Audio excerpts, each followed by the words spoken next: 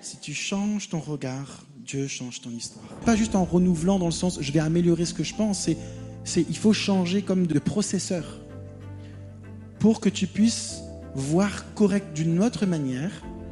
Et c'est en changeant cela que tu vas pouvoir discerner la volonté de Dieu.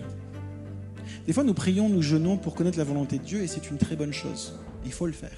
Mais que dans ce processus, nous comprenions que pour discerner la volonté de Dieu, nous devons changer notre processeur interne. De changer ton regard. De dire, Seigneur, je ne veux pas juste améliorer mon regard, mais je veux renouveler, donc complètement changer le système pour voir comment toi tu vois. Amen. Bonjour à tous, vous allez bien ? Vous pouvez vous asseoir. Je suis tellement content d'être là. Je me sens comme à la maison ici. J'ai vraiment un amour particulier pour l'église PCC. Je vous aime vraiment. Vraiment, vraiment. C'est pas un discours de pasteur, là. Vous savez, là, on le dit partout, là, d'accord ? Vraiment. Je suis vraiment attaché, j'étais content. Puis vendredi, je suis ici. On a fait l'école biblique vendredi, samedi. Puis là, je suis tellement heureux de pouvoir partager la parole ce matin. Cet après-midi, on va avoir une emphase sur la guérison, la délivrance, la manifestation de la puissance de Dieu. Et ce matin, ça va être un message pastoral. OK ? Donc, vous savez, je vais vous donner une grande révélation ce matin.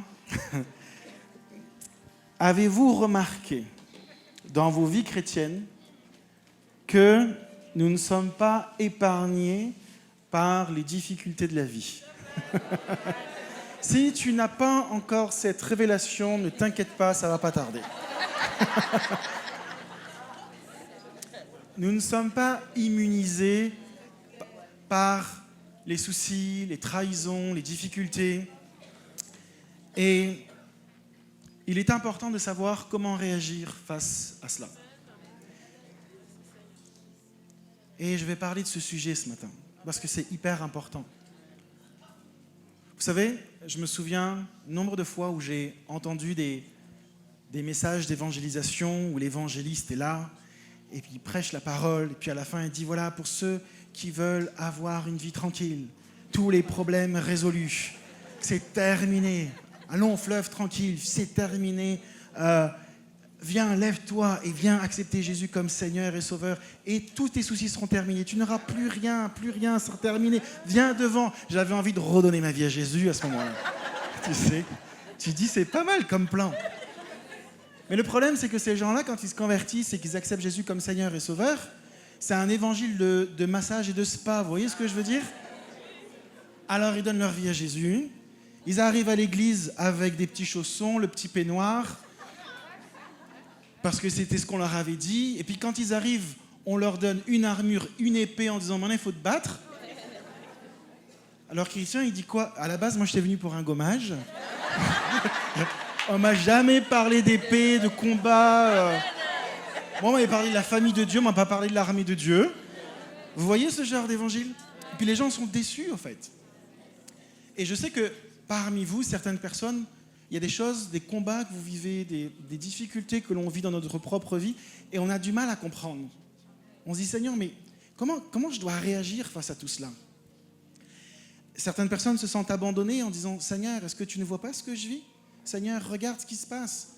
Et on n'est pas immunisé par les difficultés de la vie. Et je sais que certains d'entre vous, vous avez des problèmes, difficultés financières, des douleurs, des trahisons, des promesses de Dieu qui ne s'accomplissent pas. Des difficultés dans votre couple, dans votre famille. Et là, on peut dire, Seigneur, comment dois-je réagir ? Comment je dois réagir ? Et je ne prétends pas apporter toute la solution, mais j'aimerais vous partager, parce que la parole de Dieu est tellement riche, mais j'aimerais vous partager un point qui, je crois, peut faire une différence dans votre vie. Et c'est le titre de mon message, c'est « Si tu changes ton regard, Dieu change ton histoire ». Si tu changes ton regard, Dieu change ton histoire. Et ça va être le fil conducteur du message que j'ai pour vous. Si tu changes ton regard, Dieu change ton histoire. J'aimerais vous parler d'une histoire de la parole de Dieu, d'un groupe de personnes. Vous savez, lorsque Jésus avait pris 40 jours avec les disciples, leur enseignant la parole de Dieu, le royaume de Dieu.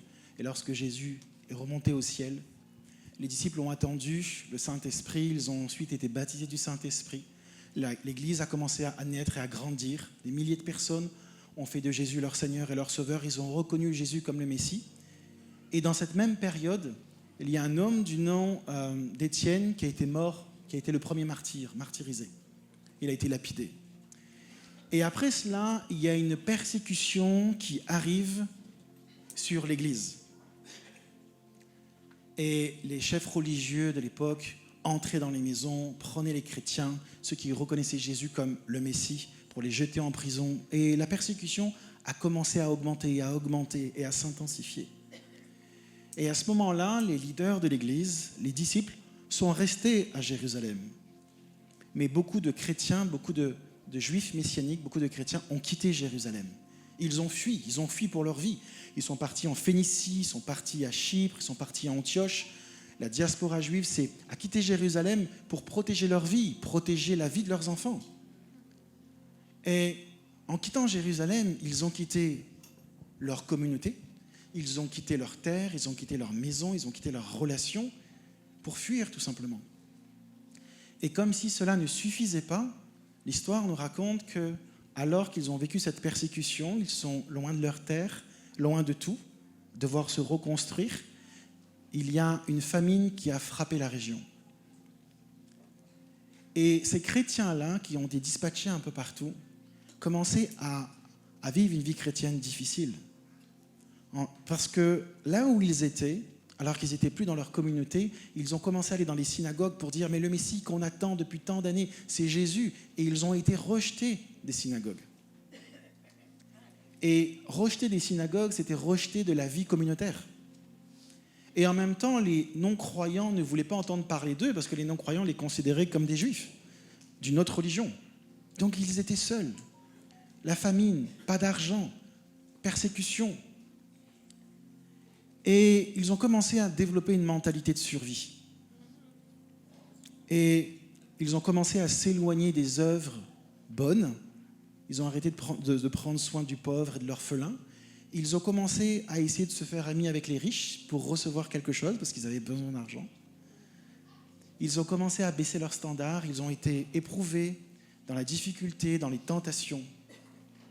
Et ils ont commencé à vivre une vie chrétienne où il n'y avait plus réellement d'actes. On a la foi, mais on ne pose plus d'actes. Et un des chefs, un des responsables de l'église de Jérusalem, connaissant ce qui se passe dans cette diaspora juive, dans ces chrétiens qui sont soit à Antioche, à Chypre ou autre, va écrire une lettre. Et c'est Jacques qui va s'en charger, le demi-frère de Jésus, et il va écrire une lettre à ces chrétiens. Et Jacques ne vit pas tranquillement dans une tour d'ivoire. Il est resté à Jérusalem, il y a la persécution. Il reste là pour fortifier l'Église. Il va écrire cette lettre à tous ces chrétiens. Et d'ailleurs, l'histoire nous raconte que 20 ans plus tard, après avoir écrit cette lettre, il est mort lapidé. Et Jacques va écrire cette lettre pour ces chrétiens. Alors imaginez ces chrétiens qui se rassemblent et qui disent, il y a le demi-frère de Jésus, le responsable de l'église de Jérusalem qui nous écrive et qui va nous dire exactement comment réagir face à l'épreuve, face à la difficulté, face à tout ce qu'on vit là. C'est quoi la solution? Alors, il déroule le parchemin et il commence à lire cette lettre devant tous les autres chrétiens, toute leur communauté qui sont dispatchés un peu partout. Et voici ce que Jacques va dire dans Jacques chapitre 1, verset 2. Ils disent, « Mes frères et sœurs, considérez comme un sujet de joie complète les diverses épreuves auxquelles vous pouvez être exposés. Sachant que la mise à l'épreuve de votre foi produit la patience ou la persévérance. Mais il faut que la patience accomplisse parfaitement sa tâche afin que vous soyez parfaitement qualifiés sans défaut et qu'il ne vous manque rien. » On se dit, mais qu'est-ce qu'il est en train de nous dire, Jacques, là? Je pensais qu'il allait y avoir une solution. Je pensais qu'il nous demande d'avoir la joie. Comment avoir la joie là-dedans? Non, mais écoutez bien. Là, quand on lit ça et qu'on comprend le contexte, on se dit, mais il y a quelque chose que je n'ai pas compris là. Et puis on pourrait se dire, mais Jacques, peut-être qu'il ne comprend pas ce que l'on vit. Non, Jacques, il est au cœur de la persécution.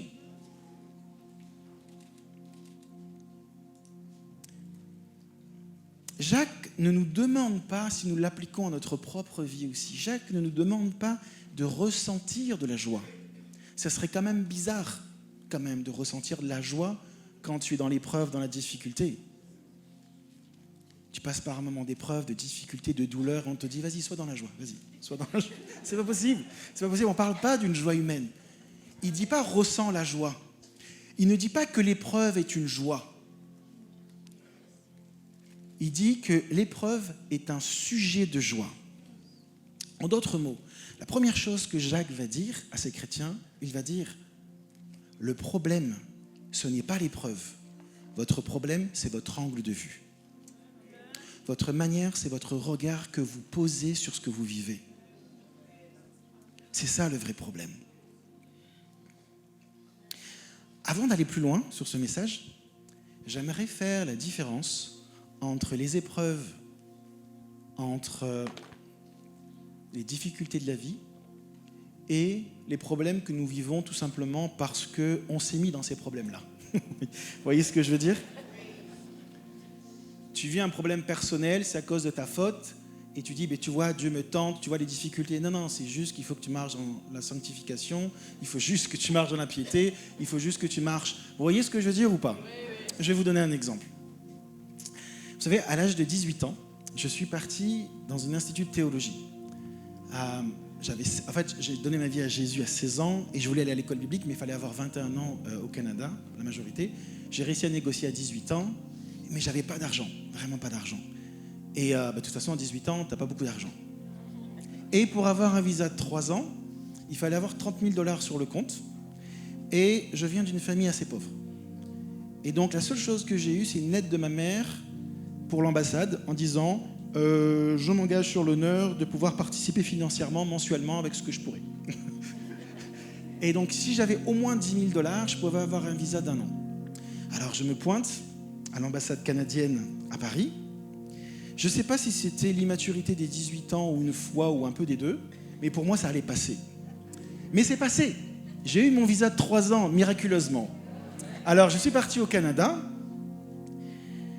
et j'ai été confronté à autre chose. C'est que déjà, je suis arrivé, c'était l'hiver et j'avais pas de vêtements pour l'hiver. J'avais des petites chaussures italiennes, toutes fines.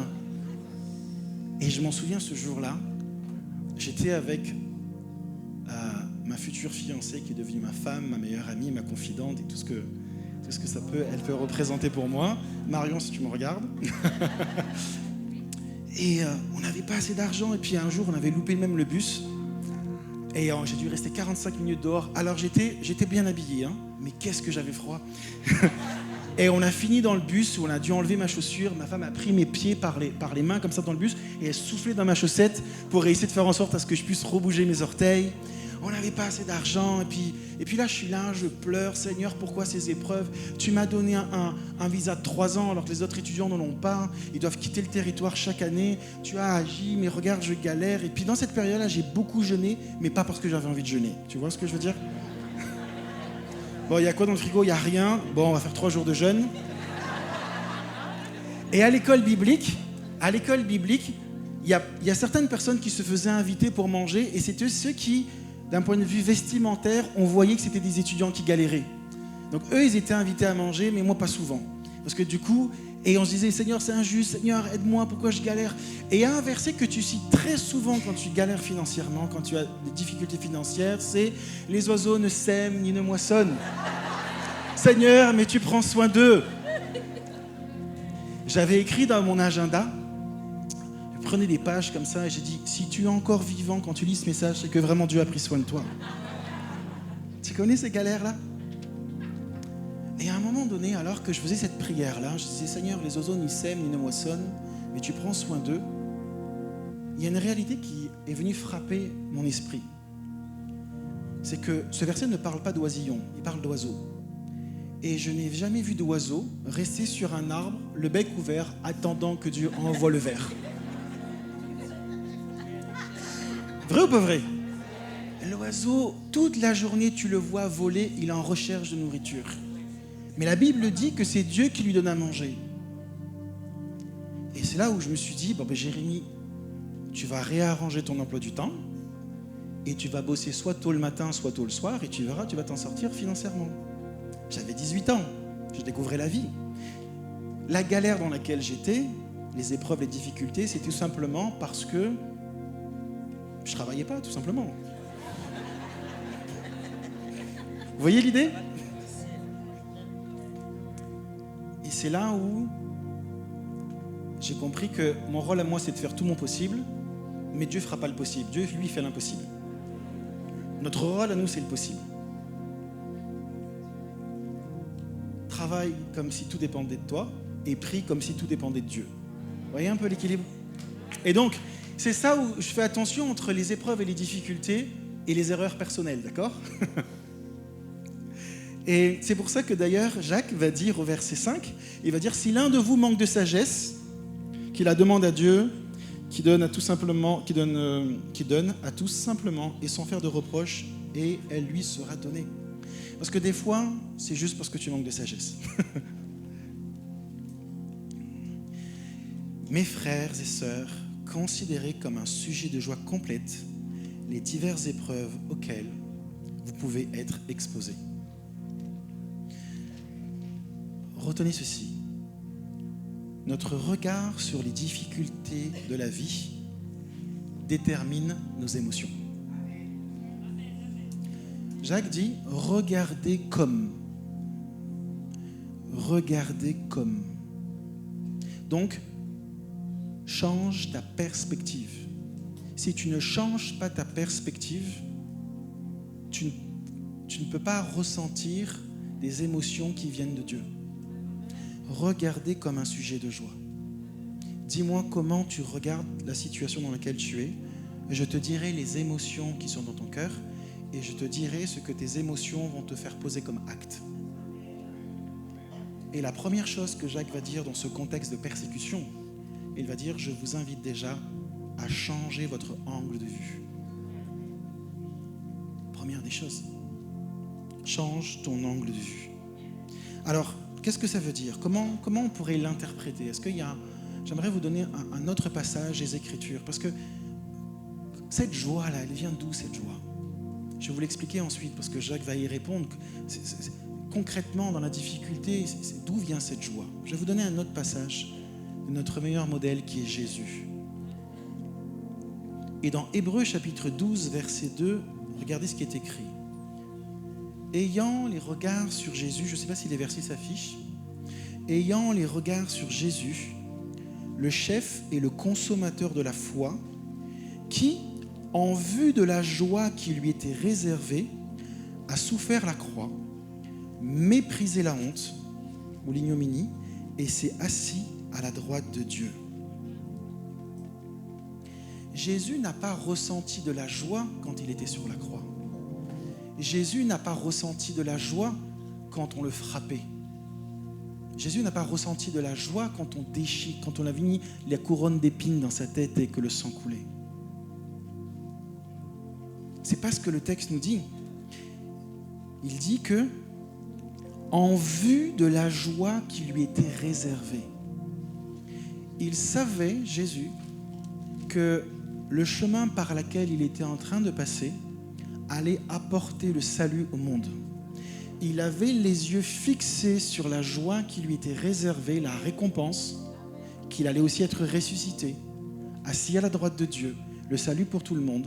En vue de la joie qui lui était réservée, donc, considérez comme, change ta manière de voir les choses. Et donc, il avait les yeux fixés sur la récompense. Et donc, c'est pour cela que ses émotions, ce qu'il y avait à l'intérieur de lui, a pu lui permettre de mépriser la croix, mépriser la honte.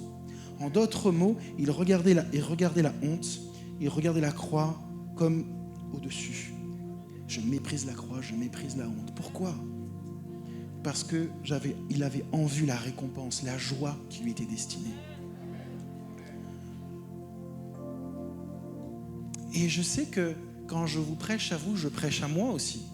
La seule raison pour laquelle je suis sur une estrade, c'est pour que les gens qui soient au fond puissent me voir. Mais on est tous dans le même bateau. Ok ? Vous savez, je vais vous donner une autre image. Tous les dimanches, mon épouse et moi, on s'assoit et on fait l'agenda de la semaine, vous savez, en famille, surtout mon épouse et moi. Et puis on dit, bon, qui va chercher les enfants, qui récupère les activités. On synchronise nos agendas, début du mois. Et là, je vous parle d'une histoire qui date du début du mois. Et elle me dit, bon, Jérémy, là, moi, la semaine qui arrive, je vais faire un jeûne. Plusieurs jours, mais juste à la soupe. Est-ce que tu veux m'accompagner ? J'avais vraiment pas envie de jeûner ce moment. Je suis quelqu'un qui jeûne, hein, mais moi, je jeûne pour la récompense. Hein. Je jeûne pour la récompense. Il y a 3 choses que Dieu récompense. C'est quand tu pries, quand tu jeûnes et quand tu donnes. C'est biblique. Donc, mais tu ne peux pas prier plus pour avoir la récompense du jeûne.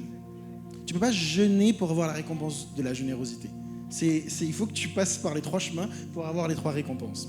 Mais ce jour-là, je n'avais pas envie de jeûner. Mais en tant que bon mari, je lui ai dit, bien sûr ma chérie, je vais t'accompagner. Et je ne sais pas ce qui s'est passé, mais vous savez, quand on jeûne, il faut faire une sorte de descente alimentaire pour ne pas avoir trop mal à la tête, se préparer. Mais la veille de ce jeûne, j'ai eu comme une connexion particulière avec un fromage de chèvre. Avec un bon pain, et puis j'avais oublié que le lendemain, je commençais un jeûne. Il y avait quelque chose de divin à ce moment-là. Et mon jeûne, quand il est arrivé le matin, j'ai rien mangé, bien sûr, puis le midi, j'ai pris mon bol de soupe, et c'était mon seul bol de soupe que j'ai pris. Ça n'a pas duré 24 heures, mon jeûne. Ça n'a pas duré 24 heures. Alors, je rentre le soir, je dis à ma femme, écoute, je suis désolé, mais voilà. Elle a jeûné. Elle a jeûné, elle a fait son jeûne de soupe.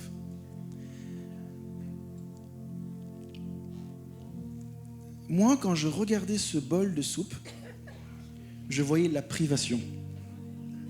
Mon épouse voyait le même bol de soupe, elle voyait une préparation pour la récompense. C'était le même bol de soupe, hein. C'était le même bol de soupe. Mais le regard que elle et moi, on a posé sur ce bol de soupe n'était pas du tout le même. Alors, comme je suis quelqu'un de très gentil, le soir, alors qu'elle buvait son bol de soupe, moi je mangeais des chips, je prenais l'apéro. Mais vous savez quoi ? Parce qu'elle avait décidé de poser un regard différent sur son jeûne. Parce que moi, honnêtement, je voulais juste l'accompagner, mais j'avais pas changé mon regard. Moi, c'était de la privation, j'avais pas envie de jeûner. De toute façon, le jeûne, ça reste de la privation. Mais vous voyez ce que je veux dire ? J'étais pas embarqué dedans. Elle, c'était la préparation. Et toute proportion gardée, vous comprenez, c'est une image très simple de la vie pour faire comprendre le point, mais pendant que je mangeais le chips, elle méprisait le chips. Elle méprisait l'apéro, parce qu'elle voyait en vue de la récompense qui était après le jeûne. Pourquoi ? Parce qu'elle avait dit, non, c'est de la privation, mais moi, en vue de la récompense qui est derrière. C'est pas de la privation, c'est de la préparation. Je méprise l'apéro que mon mari mange devant moi. Je méprise ces choses et je continue jour après jour sur mon jeûne. Vous voyez ce que je veux dire ? C'était la même bol de soupe, mais ce n'était pas le même regard qu'on avait posé. Et donc les émotions qui ont surgi de notre regard ont déterminé complètement des actions différentes. Alors, quand Jacques dit « Mes frères et sœurs, considérez comme un sujet de joie complète ». Et là, on ne parle pas de bol de soupe, on parle de persécution, d'accord ? Considérez comme, change ton regard. Mais comment avoir la joie ? Jacques dit la joie, mais elle vient d'où cette joie ? Dans l'épreuve, dans la difficulté que ce peuple, qui est la diaspora juive, avec la persécution, la famine, tout ce qu'il vivait, elle est où la joie là-dedans ? Jacques va y répondre au verset 12. Il va dire, Jacques chapitre 1, verset 12, « Heureux l'homme qui tient bon face à la tentation, face aux épreuves. Car après avoir fait ses preuves, il recevra la couronne de la vie que le Seigneur a promise à ceux qu'il aime. » La joie, c'est le tribunal de Christ, mes frères et sœurs. N'oublions pas que nous sommes dans ce monde, mais pas de ce monde. Que nous vivons pour l'audience d'un seul et que nos yeux doivent être fixés sur le tribunal de Christ et les récompenses éternelles. Et Jacques dit, dans les difficultés que vous êtes en train de vivre, considérez, changez votre regard des choses et rappelez-vous que votre récompense n'est pas que sur terre, c'est les récompenses éternelles. Un jour, tout ce que nous faisons, il y a des choses qui vont brûler comme de la paille et d'autres on va voir des pierres précieuses. C'est ça la joie. Tout comme Jésus, en vue de la récompense qui lui était réservée, il a méprisé la honte, il a méprisé la croix. Parce qu'il avait les yeux non pas fixés sur l'épreuve, mais fixés sur la récompense. Nous devons dans nos vies chrétiennes, jour après jour, nous rappeler que ce que nous vivons ne s'arrête pas là. Il y a un tribunal, la parabole des talents, la parabole des mines. Toutes ces paraboles que Jésus nous donne pour dire, rappelez-vous, la joie que nous devons avoir, c'est de dire, mes yeux sont fixés sur le tribunal de Christ. Amen. Alors, si tu changes ton regard, Dieu change ton histoire. Alors, vous savez, il y a un verset qui est assez connu dans les Écritures. Dans Romains chapitre 12, verset 2, il est écrit « Ne vous conformez pas au siècle présent, mais soyez transformés par le renouvellement de l'intelligence, afin que vous discerniez quelle est la volonté de Dieu, ce qui est bon, agréable et parfait. » Le mot ici, « soyez transformés par le renouvellement de l'intelligence » est des fois mal compris. Le mot « renouvellement » ici, le mot grec, ne parle pas d'une mise à jour.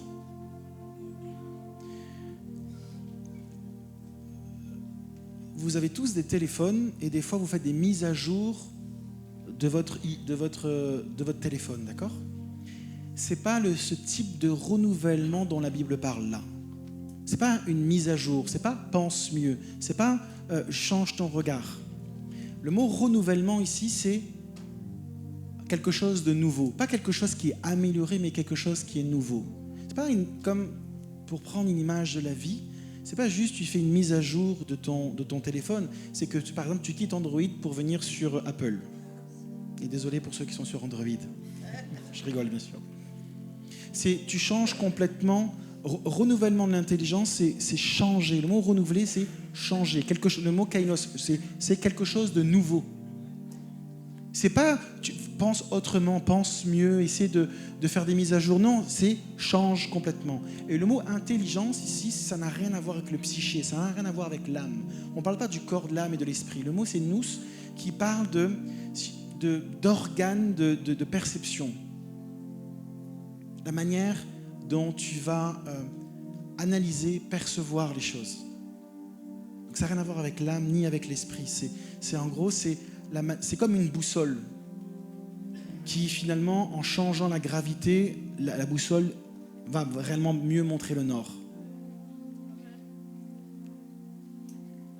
Et donc, l'apôtre Paul va dire, en fait, il faut que tu changes complètement par l'Esprit de Dieu, et pas juste en renouvelant dans le sens, je vais améliorer ce que je pense, il faut changer comme de processeur pour que tu puisses voir correct d'une autre manière. Et c'est en changeant cela que tu vas pouvoir discerner la volonté de Dieu. Des fois, nous prions, nous jeûnons pour connaître la volonté de Dieu et c'est une très bonne chose. Il faut le faire. Mais que dans ce processus, nous comprenions que pour discerner la volonté de Dieu, nous devons changer notre processeur interne. De changer ton regard. De dire, Seigneur, je ne veux pas juste améliorer mon regard, mais je veux renouveler, donc complètement changer de système pour voir comment toi tu vois. Je vais vous donner un exemple dans les Écritures.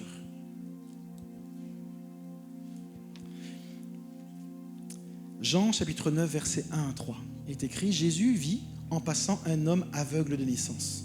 Ses disciples lui dirent cette question, Rabbi, qui a péché, cet homme ou ses parents, pour qu'il soit né aveugle? Jésus répondit, ce n'est pas que lui ou ses parents aient péché, mais c'est afin que les œuvres de Dieu soient manifestées en lui. Les disciples avaient un regard qui était biaisé. Il dit, est-ce que c'est à cause de lui ou à cause de ses parents qu'il est né aveugle? Remarquez que la question n'est pas une question ouverte. La question est une question fermée. Pourquoi? Ils ont juste besoin de savoir si c'est l'un ou l'autre parce qu'ils ont déjà fait leur conclusion dans leur tête. Si Jésus avait dit « c'est à cause de ses parents », ça vient confirmer quoi pour les disciples? Le filtre de la victimisation. Un regard de victime. Ah ben le pauvre. C'est à cause de ses parents qu'il est dans cette situation. C'est parce que je suis chrétien que je galère autant. Il est victime.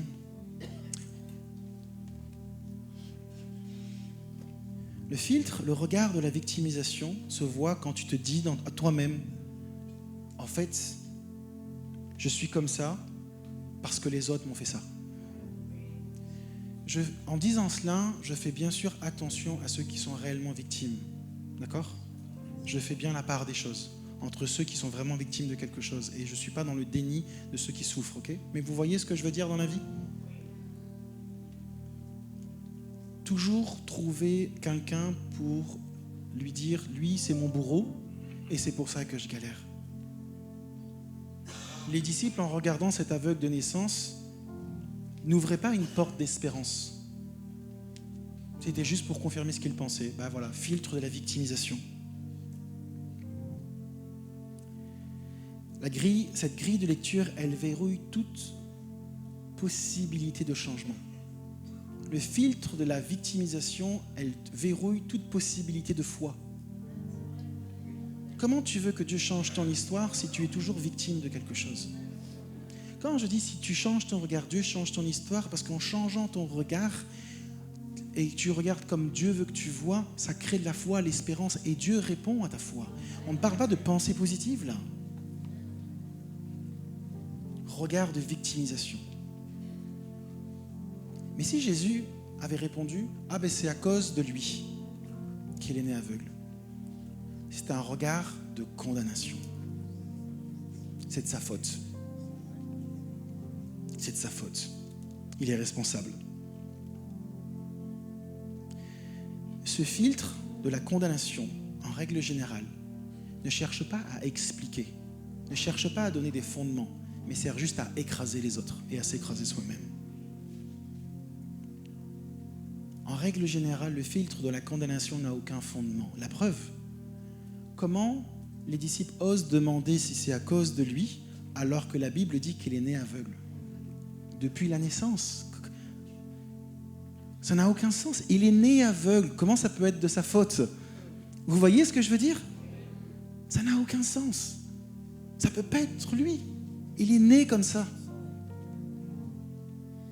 Parce que le filtre de la condamnation, quand on a toujours un regard condamnateur, on ne cherche pas des fondations, on ne cherche pas des faits, on veut juste condamner. On cherche juste à dire de toute façon, je ne suis pas assez bien. De toute façon, Dieu aime les autres, mais pas moi. Puis tu sais, et toujours se condamner. La Bible dit l'inverse, hein, mais on ne cherche pas les preuves, on ne cherche pas des faits, on ne cherche pas les fondations de ce qu'on dit. On veut juste et on accepte juste d'être écrasé. Les disciples avaient ces deux regards, victimisation, condamnation. Mais Jésus ne leur demande pas d'améliorer leur regard, le renouvellement de l'intelligence. Jésus ne rentre même pas là-dedans, il n'y répond même pas. Il répond quoi? Il apporte un regard divin. Il dit, ça n'a rien à voir avec ça. C'est pour que les œuvres de Dieu soient manifestées en lui. Vous imaginez à quel point ça n'a rien à voir avec la question qu'ils ont posée? Parce qu'objectivement, on aurait pu se dire, peut-être que c'est génétique, peut-être que... Et on aurait essayé d'améliorer leur pensée. Mais Jésus apporte un regard complètement différent. Un regard qui apporte des solutions. Un regard qui apporte l'espérance. Un regard qui apporte la foi. Un regard qui apporte le miraculeux. La situation n'a pas changé. Mais nos émotions changent. Et donc la perspective de changement prend place.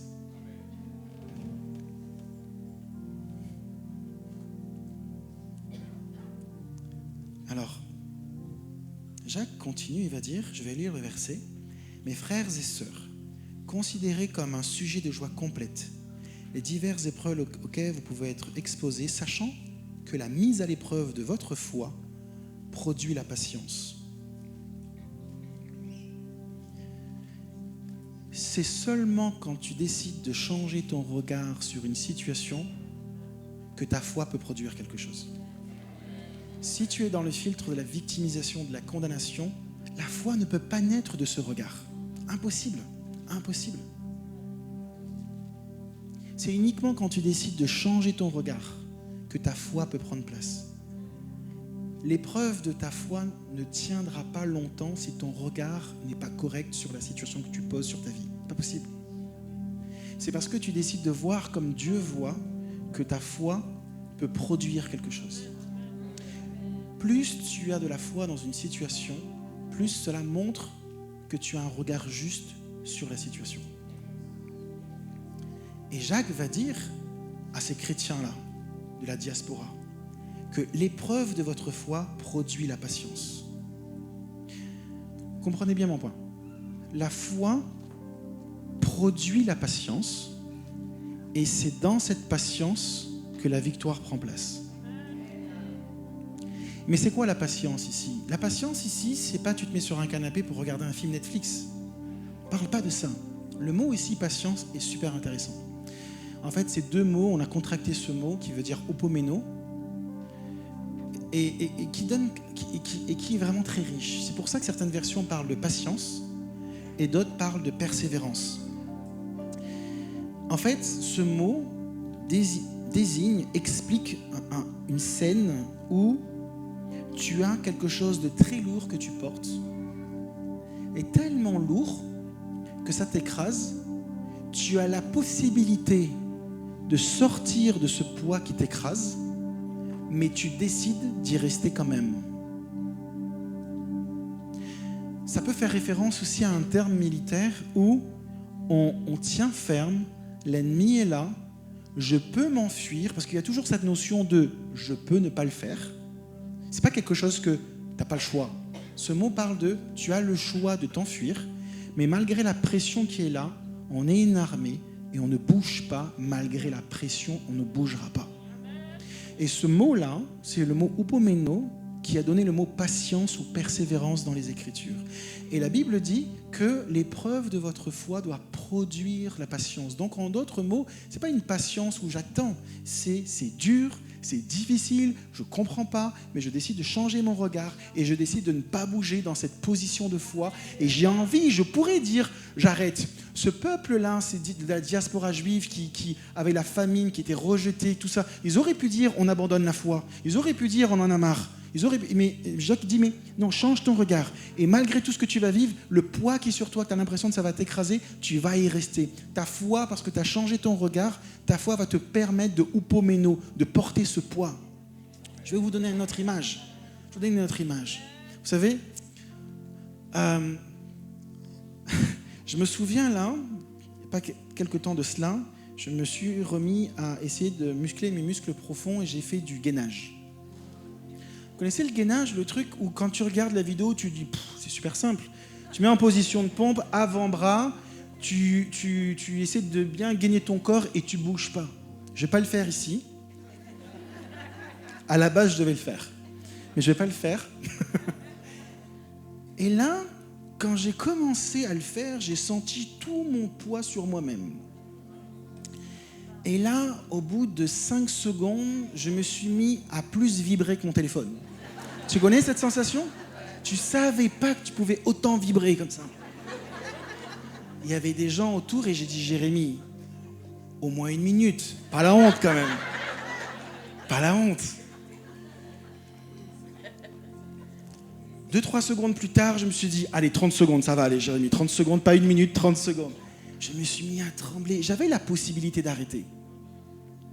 Mais là, tu restes là et tu te mets à trembler plus qu'un téléphone. Tu dis, tu transpires, tu ne savais pas que ça pouvait exister, ce truc-là. J'avais un poids sur moi, qui était mon poids. Je pouvais arrêter, mais je reste là. Mais ce poids sur moi, il n'est pas là pour m'écraser. Il est là pour me sculpter. Upomeno, ce n'est pas un poids qui t'écrase, c'est quelque chose qui sculpte ta foi. Et au début, ça fait mal. Au début, c'est difficile. Au début, tu tiens 7 secondes et demie parce que le petit ennemi est hyper important. Et quand tu recommences et que tu recommences, pourquoi tu le fais? Pas pour souffrir. Tu connais la récompense. Tu connais la récompense. Tu vas plus avoir mal au dos, ça va aller mieux. Puis tu fais pas ça juste pour trembler. Tu sais ce qu'il y a derrière. Et au début, tu tiens 7 secondes, et puis 10 secondes, 30 secondes, 1 minute, et puis tu muscles tes muscles profonds. Dans notre vie chrétienne, les muscles profonds, c'est quoi? C'est ta foi. La réalité, la foi, tu sais que tu l'as uniquement quand tu passes par l'épreuve. Tu comprends? Quand tout va bien, c'est facile d'avoir la foi.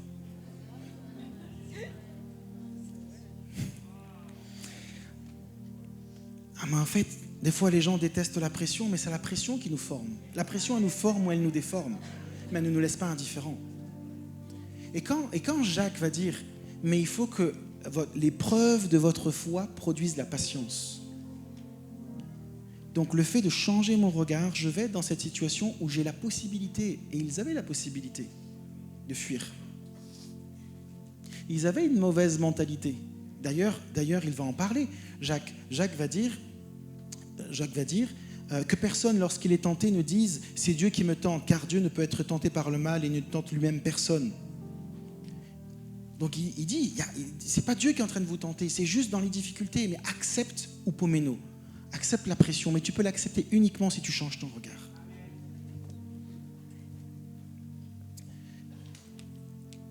Alors, des fois, nous tremblons sous la pression du deuil, nous tremblons sous la pression financière, sous la pression de l'attente. Et on dit, Seigneur, pourquoi tu ne m'enlèves pas ce poids? C'est upomeno. Dieu dit, parce que je suis en train de construire tes muscles pour la saison qui arrive. La patience, j'ai écrit, c'est le refus de bouger alors que tout en toi veut s'enfuir. Et tu te dis, je ne comprends pas le timing, mais je fais confiance au sculpteur. Je fais confiance au sculpteur. Et Jacques finit en disant, mais il faut que la patience, ce upomeno, là, accomplisse parfaitement son œuvre. Ta foi va produire la patience, mais il faut que ce upomeno produise quelque chose. Parfaitement son œuvre, afin que vous soyez parfaits et accomplis. Si vous voulez un miracle, ne rejetez pas le processus. Ne rejetez pas le processus. Tu ne peux pas être accompli si tu n'as pas été éprouvé.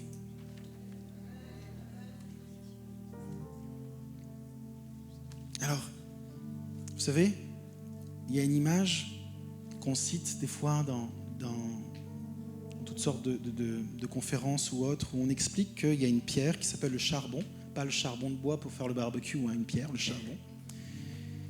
Et quand elle n'est pas très profonde dans la terre, elle vit peu de pression, peu de chaleur, et cette pierre crée le charbon. Mais si cette même pierre est beaucoup plus profonde sous terre, il y a beaucoup plus de chaleur, beaucoup plus de pression, et parce qu'elle est dans cette dynamique-là, de plus de pression, plus de poids et plus de chaleur, le charbon se transforme en diamant. D'accord ? C'est une vérité, hein, ce que je dis là. Le diamant, la pierre, le diamant ne se crée que par la pression et que par la chaleur. Si elle n'a pas assez de chaleur, elle n'a pas assez de pression, elle se transforme juste en charbon. Alors je ne suis pas en train de dire qu'il faut tous qu'on galère dans la vie, mais comme je l'ai dit au début, la vie chrétienne ne nous épargne pas des difficultés. J'ai pris des exemples simples ici, parce que pour que tout le monde puisse comprendre et que ce soit un message joyeux, d'accord ? Parce que le message, il n'est pas trop joyeux. Et que le contexte de Jacques, c'est un contexte de persécution. Et il y a des moments où, je suis comme vous, passé par des moments de difficulté où tu ne comprends pas la difficulté dans laquelle tu vis. Tu souffres, tu pleures. Des fois, tu n'as même plus de larmes, tu n'as même plus de mots. Tu cries juste à Dieu. Tu dis, Seigneur, sors-moi de là. Seigneur, pourquoi je dois boire cette coupe ? Et là, la seule chose que tu dois faire, c'est Seigneur, je décide de traverser cette épreuve et d'avoir uniquement comme filtre tes promesses. Juste, je vais me le répéter. Je ne veux pas essayer d'analyser. Je veux juste renouveler mon intelligence. Complètement, même pas faire une mise à jour, mais changer complètement. Et je dis, Seigneur, je veux voir tes promesses là-dedans. Je répète tes promesses et je répète tes promesses. Et j'avance dans la difficulté. Tu es le Dieu qui change les temps, les circonstances. Et rappelez-vous, quand Daniel va dire Dieu change les temps, les circonstances, c'était une histoire de vie ou de mort. Lui et ses amis devaient mourir. Shadrach, Meshach, Abednego et tous les sages du pays. C'est dans ce contexte-là qu'il dit Dieu change les temps, les circonstances. Seigneur, je ne veux pas juste améliorer ma pensée, je veux avoir ta pensée.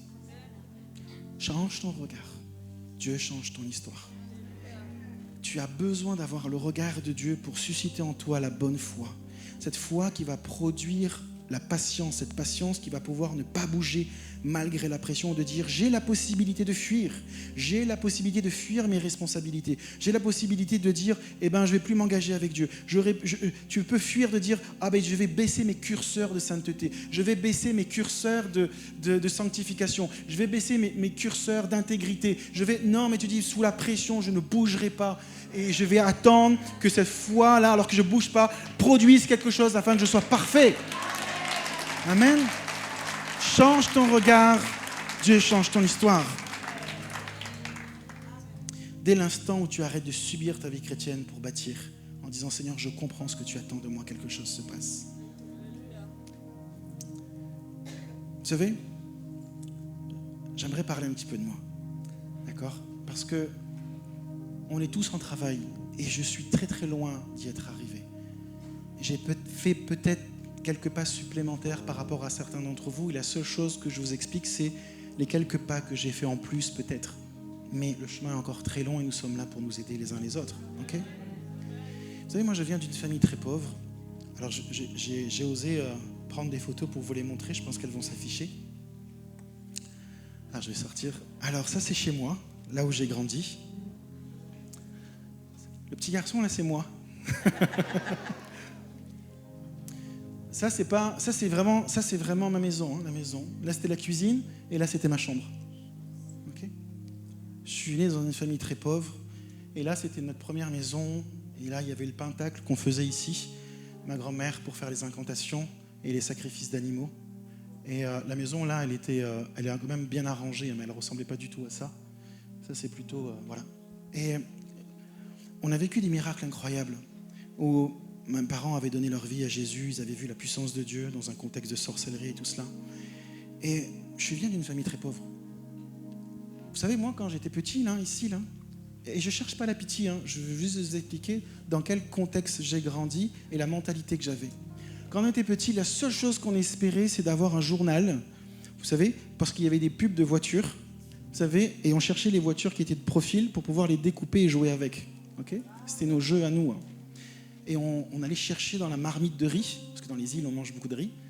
Et on cherchait du riz pour pouvoir avoir un fond de riz et aller prendre des petits morceaux de bois pour faire des cerfs-volants avec le journal. Et puis on piquait du fil à notre mamie qui faisait de la couture pour aller s'amuser dehors. Et on a vécu tellement de difficultés. Je me souviens encore des images qui m'ont marqué. Pourtant, j'étais enfant où ma mère mettait la table et on n'avait rien à manger. Et ma mère rendait grâce pour la confiance, pour que Dieu allait pourvoir. Et puis, je m'en souviens des images où quelqu'un frappe à la porte quand ma mère prie, en disant « je suis parti faire les courses, et puis Dieu m'a demandé de vous faire des courses. » Puis ma mère se réjouissait dans la cuisine, et puis nous faisait à manger. Mais, je vais être honnête avec vous, chez moi, ça a créé une mentalité de pauvreté. Une mentalité de pauvreté. Et elle s'exprime de tellement de manières. Je m'en souviens, ma femme m'a beaucoup aidé. Et des fois, j'allais au restaurant avec elle. Et puis, il y avait même quand les enfants étaient bas âge. Et puis, vous savez, les enfants, ils finissent jamais leurs repas. Et moi, j'en pouvais plus, mais je finissais les assiettes de tout le monde. Et un jour, pourquoi ? Parce que je sais ce que c'est que galérer. Je ne suis pas en train de dire qu'il faut gaspiller, d'accord ? Mais c'est une mentalité qui est là. Je pourrais tellement raconter comment ça se manifestait. Et un jour, ma femme m'a dit « Mais Jérémy, t'es pas à la poubelle de table ?» Ça m'avait frappé.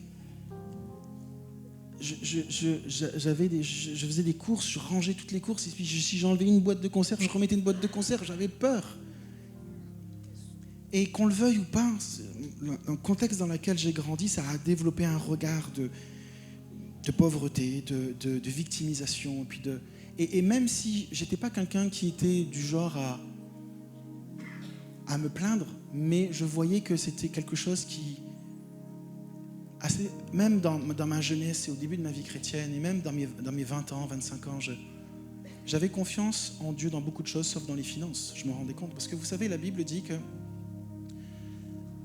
Dieu va dire à Israël à un moment donné que quand ils vont rentrer dans le Jourdain, ils vont dire « Je vous ai fait passer par l'épreuve afin de regarder ce qu'il y avait vraiment dans votre cœur, afin de savoir si oui ou non vous alliez obéir à mes commandements.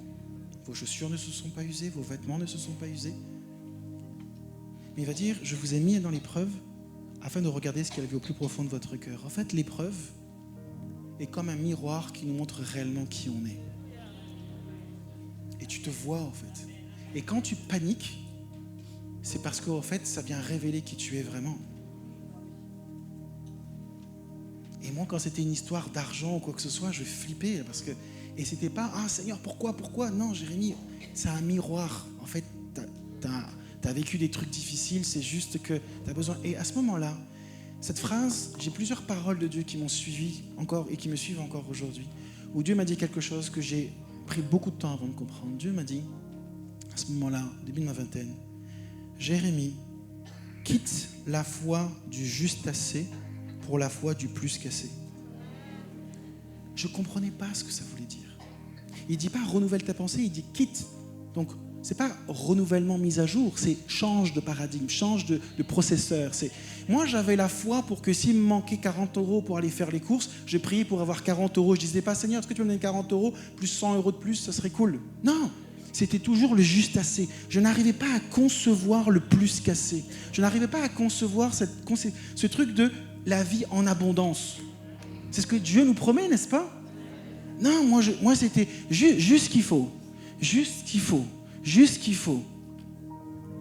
J'arrivais pas à comprendre ce que Dieu voulait dire par la foi du plus qu'assez. Et ça s'explique bibliquement. Dieu a des projets de paix, non de malheur, afin de vous assurer un avenir plein d'espérance. Pas un avenir juste. Et j'avais besoin de renouveler mes pensées. J'avais besoin de complètement changer ma manière. Parce que comment veux-tu croire en la bonté de Dieu quand tu as une mentalité de pauvreté? Comment tu veux croire que Dieu veut te bénir dans tout ce que tu fais quand tu te crois victime de tout? Tu peux pas. Vous pouvez changer les photos. Vous pouvez les enlever. Et ça s'enracine partout à l'intérieur de nous. Nous avons tous des vies, des difficultés, et nous avons tous des filtres, des schémas mentaux et des grilles de lecture. Des fois, nous ne sommes pas conscients, mais ces choses viennent tuer notre foi. Et des fois, on se dit, Seigneur, pourquoi il n'y a pas de promesse? Pourquoi ça n'arrive pas? Et j'aimerais vous inviter à croire et à comprendre ce que Jacques va dire à ces gens-là. Considérez comme, change ton regard sur la situation. Vois les choses autrement. Perspective divine. Rappelez-vous cette histoire et j'ai fini avec cette histoire, dans Juges chapitre 6.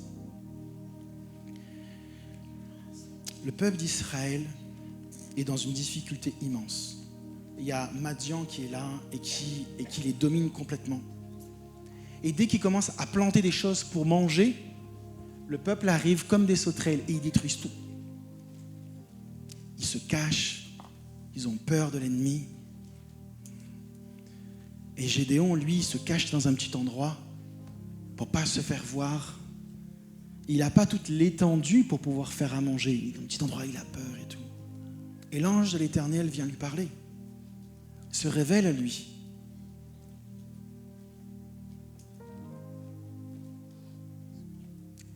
Et quand Dieu va se révéler à lui, Gédéon va expliquer, va délivrer son cœur et va dire « Oh Éternel, pourquoi on galère autant? Pourquoi cette méchanceté? Pourquoi toutes ces choses? Pourquoi on galère autant avec cet ennemi qui nous encercle ?» Et Gédéon va continuer, il va dire « Et pourquoi? Où sont les miracles que nos pères nous racontaient ?» l'Éternel ne vient pas rentrer dans ce regard-là. Qu'est-ce que Dieu répond? Tout comme Jésus qui dit, c'est pas à cause de lui ou à cause de ses parents, c'est la perspective divine, mes frères et sœurs. L'Éternel dit, ne répond même pas à la question. Il apporte un autre regard. Qu'est-ce qu'il dit? Va avec la force que tu as. Il ne répond même pas à sa question. Il dit, change ton regard. Et j'aimerais juste te rappeler une chose. C'est que Dieu ne lui a pas dit, ne t'inquiète pas, je vais te donner une force incroyable. Je vais te donner des ressources incroyables. Je vais faire en sorte à ce que tu aies assez pour vaincre l'ennemi qui vous entoure. Non. Il dit juste, va avec la force que tu as. Et c'est ce que Gédéon a fait. Mais si tu regardes l'histoire, Gédéon avait déjà tout ce qu'il avait en lui. Il avait déjà la promesse de Dieu en lui. Mais toutes ces difficultés, ces peurs, ces inquiétudes ont construit un regard sur sa vie qu'il avait complètement limité. Pourquoi l'ennemi nous fait du mal? Où sont les promesses? Où sont les miracles? Où sont les signes? Où sont les prodiges? Et Dieu lui dit, tout simplement, mets-toi en mouvement. Il n'y a pas eu d'onction, de puissance qui est descendue sur Gédéon. Juste, va. En gros, c'est arrête de penser comme tu penses, c'est en train de te freiner. Vas-y, mets-toi en mouvement et tu verras. Et c'est ce que Gédéon a fait. Va avec la force que tu as. Et la force qui te manque, t'inquiète pas, Dieu va pourvoir à cela. Amen. Alors, si tu changes ton regard, Dieu change ton histoire. Et j'aimerais tout simplement prier pour vous. Et comprenez que ce n'est pas ma prière qui va changer ta vie. C'est parce que tu décides de changer ton regard. Moi, je vais te bénir, mais tu dis, Seigneur, renouvelle mes pensées. Je veux voir comme toi tu vois. Je veux changer mon regard sur les circonstances. Et quand, dans cette difficulté, Seigneur, où mes enfants se sont éloignés de toi, en fait, ils ne se sont pas éloignés de toi, Seigneur. Ils préparent juste leur témoignage pour que quand ils vont se donner la vie, ils vont se dire, voici ce qui s'est passé dans ma vie. Ah, les promesses que Dieu a fait sur ma vie tardent un peu. C'est tout simplement parce que je me prépare pour pouvoir porter tout ce que Dieu a prévu. Je ne vais pas rester là, juste attendre que les choses arrivent. Je vais les provoquer parce que Dieu m'a fait une promesse. Je vais me mettre en mouvement. Change ton regard sur la situation. Accepte le upomeno, accepte la pression. Change ton regard. Moi, je regarde la récompense qui est derrière, en vue de la récompense, les promesses divines, les promesses que Dieu m'a faites, le tribunal de Christ. Je change mon regard. Et la joie, c'est que Dieu, je sais, est un Dieu bon, un Dieu fidèle, et il va agir. Amen. Amen. Alors, j'aimerais, si le groupe de louanges peut venir.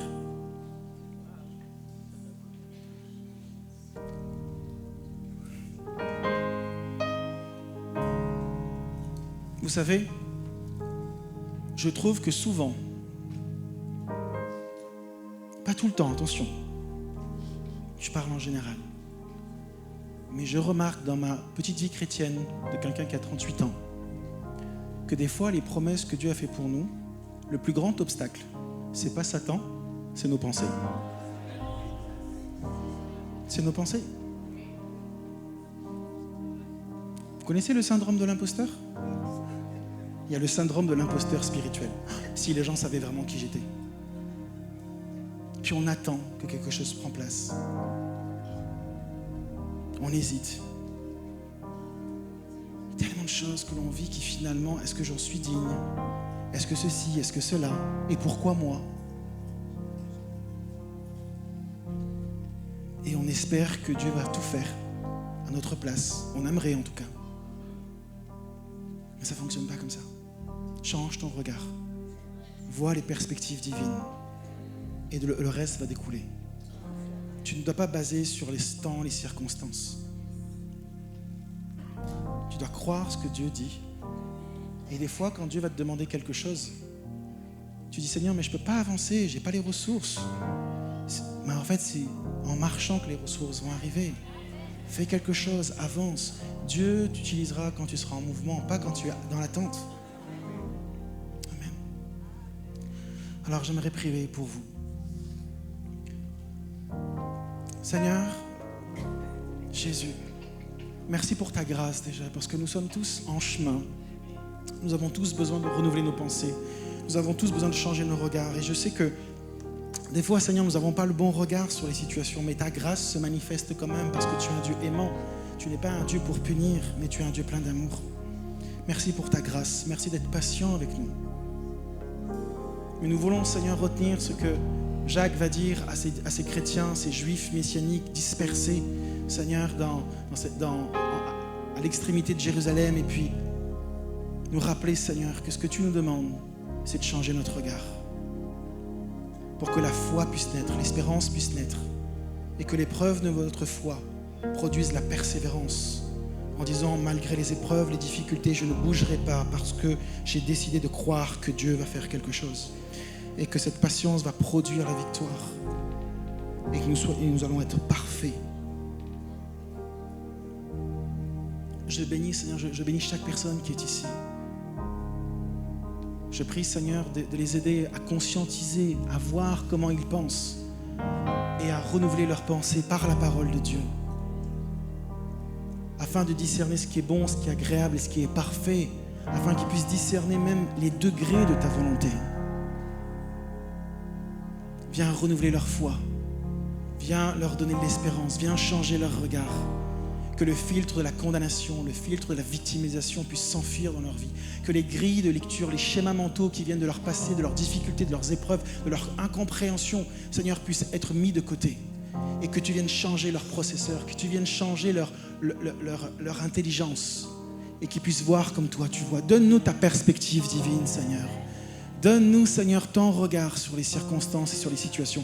Que la première chose que nous puissions chercher dans l'épreuve, dans la difficulté, c'est qu'est-ce que Dieu voit dans cette situation, afin que nous puissions appliquer nos cœurs, notre vie, à voir comme tu vois, afin que tu puisses changer notre histoire. Je vous bénis dans le nom.